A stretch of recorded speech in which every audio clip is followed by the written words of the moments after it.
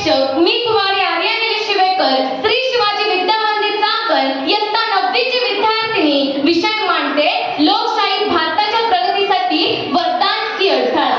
आज 77 वर्ष आपल्या देशाला प्रजासत्ताक होऊन झालं आणि ज्या वेळेला लोकशाहीमधल्या प्रस्ताविकेची सगळीच्या सगळी तत्व आमच्या देशात रुजलीत का याचा विचार करणं फार गरजेचं आहे.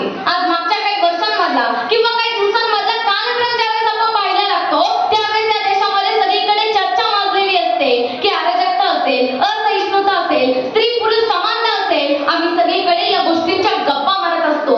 आज सगळीकडे ज्यावेळेस आम्हाला लोकशाही कधी पाहिजे, ज्या वेळेला अधिकाराचा प्रश्न येतो त्यावेळेस आम्हाला संविधान पाहिजे असते, पण ज्या वेळेला ओळख सांगण्याचा प्रश्न येतो त्यावेळेस आम्हाला धर्म पाहिजे असतो. ही वस्तुस्थिती आपण देशातली समजून घेतली पाहिजे.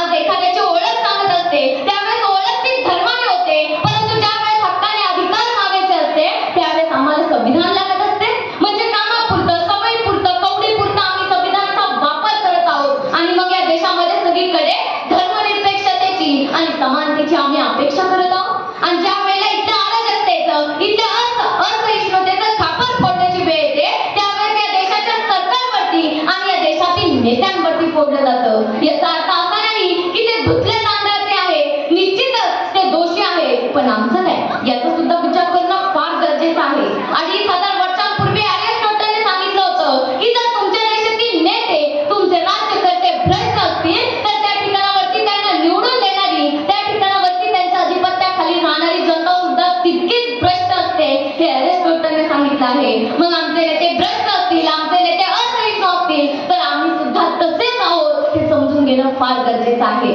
मित्रांनो, हा प्रश्न जितका सोपा वाटतो तितकाच तो गंभीर आहे, कारण की लोकशाही ही केवळ एक शासन पद्धती नसून ती नागरिकांच्या स्वातंत्र्याचा, समानतेचा आणि सन्मानाचा श्वास आहे. परंतु त्याच वेळी काही जण म्हणतात की लोकशाहीमुळे निर्णय घेण्यास विलंब होतो, राजकारणात भ्रष्टाचार वाढतो आणि विकासाचा वेग कमी होतो. मग खरा प्रश्न असा की दोष लोकशाहीचा की लोकशाही चालवणाऱ्या आपल्या वृत्तीचा?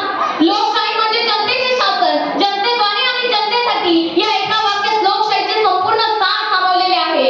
येथे राजा नसतो, हुकुमशाह नसतो, येथे अंतिम सत्ता ही जनतेच्या हातात असते. प्रत्येक नागरिकाला मतदानाचा अधिकार असतो, आपले मत मांडण्याचे स्वातंत्र्य असते आणि सरकारला प्रश्न विचारण्याचा अधिकारही असतो. कल्पना करा जर लोकशाही नसती तर काय झाले असते? आपल्या मताला किंमत नसती, अभिव्यक्ती स्वातंत्र्य नसते आणि अन्यायाविरुद्ध आवाज उठवण्याची संधी नसती. आज आपण मुक्तपणे बोलतो, लिहितो, वाचतो, विचार मांडतो आणि शासनावर टीका करतो. हे सर्व लोकशाहीमुळे शक्य झाले ना? होय, लोकशाहीमध्ये काही उणीवा आहे. निवडणुकांमध्ये पैसा आणि जाती समीकरणाचा प्रभाव दिसतो. काही जण मत विकतात, काही नेते आश्वासने देतात, परंतु ती पूर्ण करीत नाहीत. भ्रष्टाचार आणि पक्षांतर यांसारख्या समस्या आजही आहेत, पण विचार करा या समस्या लोकशाहीमुळे निर्माण झाल्या आहेत का? की त्या आपल्या चुकीच्या की त्या समाजातील आपल्या चुकीच्या प्रवृत्तीचे परिणाम आहेत? जर एखादा चालक नियम मोडून अपघात करत असेल तर आपण दोष रस्त्याला देतो का? नाही ना. त्याचप्रमाणे लोकशाहीच्या नावाखाली जर चुकीचे निर्णय घेतले जात असतील तर त्याला लोकशाही नव्हे तर चुकीचे नेतृत्व आणि निष्क्रिय नागरिक जबाबदार आहे.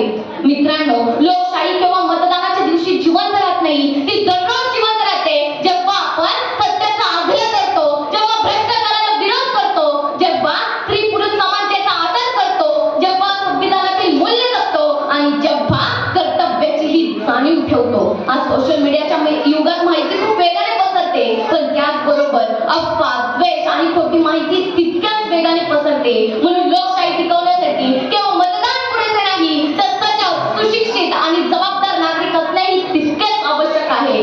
डॉक्टर बाबासाहेब आंबेडकरांनी सांगितले होते की जर राजकीय लोकशाही तेव्हाच टिकेल जेव्हा सामाजिक आणि आर्थिक लोकशाही निर्माण होईल. म्हणून लोकशाही केवळ मतपेटीपुरती मर्यादित नसून ती प्रत्येकाच्या आयुष्यात समान संधी निर्माण करण्याची प्रक्रिया आहे. आज गरज आहे ती लोकशाही बदलण्याची नाही तर लोकशाही अधिक सक्षम करण्याची. मतदान करताना योग्य उमेदवार निवडणे, कायद्याचे पालन करणे, सामाजिक सलोखा राखणे आणि संविधानाचा आदर करणे ही प्रत्येक नागरिकाची जबाबदारी आहे. लोकशाही हे वरदान आहे की अडथळा याचं उत्तर आपल्या हातात आहे. जर नागरिक जागरूक असतील, नेतृत्व प्रामाणिक असेल तर लोकशाही हे जगातील सर्वात मोठे वरदान ठरते. पण जर आपण निष्क्रिय राहिलो, चुकीच्या गोष्टींकडे दुर्लक्ष केले तर कोणती व्यवस्था ही यशस्वी होऊ शकत नाही. म्हणून मी ठामपणे सांगू